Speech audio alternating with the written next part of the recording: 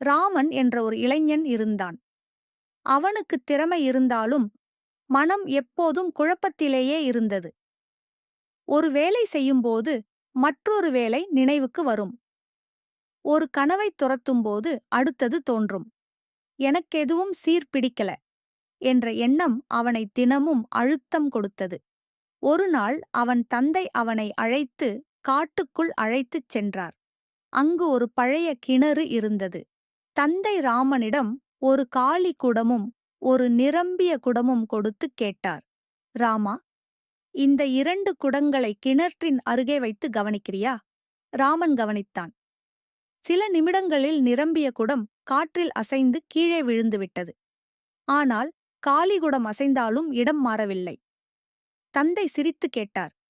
எதுக்கு நிரம்பிய குடம் விழுந்துச்சு? காலி குடம் இல்ல. ராமன், அந்த குடம் நிறைச்சிருந்ததால தான் அசைந்தது. தந்தை அதற்காகவே வந்திருந்தார். அப்படியே உன் மனமும் அவ்வளவு நிறைச்சிருக்கு. 1000 எண்ணங்கள், குழப்பங்கள், பயங்கள். அதனாலதான் நீ எளிதில் வீழ்கிறாய். முதல்ல மனத்த காலி பண்ணிக்கோ. ராமன் யோசித்தான். தந்தை தொடர்ந்தார். எத வேண்டாம்னு தோணுதோ அதை மனத்திலிருந்து நீக்கு. முக்கியமானதுக்கு மட்டும் இடம் கொடு. விளைவைப் பற்றி பயப்படாதே. மனம் ஒழுங்கானால் வாழ்வு தானாக ஒழுங்காகும். அந்த நாளில் இருந்து ராமன் ஒரு பழக்கத்தை தொடங்கினான். காலை 5 நிமிடம் அமைதியாக உட்கார்ந்து மனதைச் சுத்தப்படுத்துவது. செய்ய வேண்டிய வேலைகளை ஒரு புத்தகத்தில் எழுதுவது. முக்கியமானவற்றை முதலில் செய்வது. சில வாரங்களிலேயே அவன் மனம் அமைதியானது.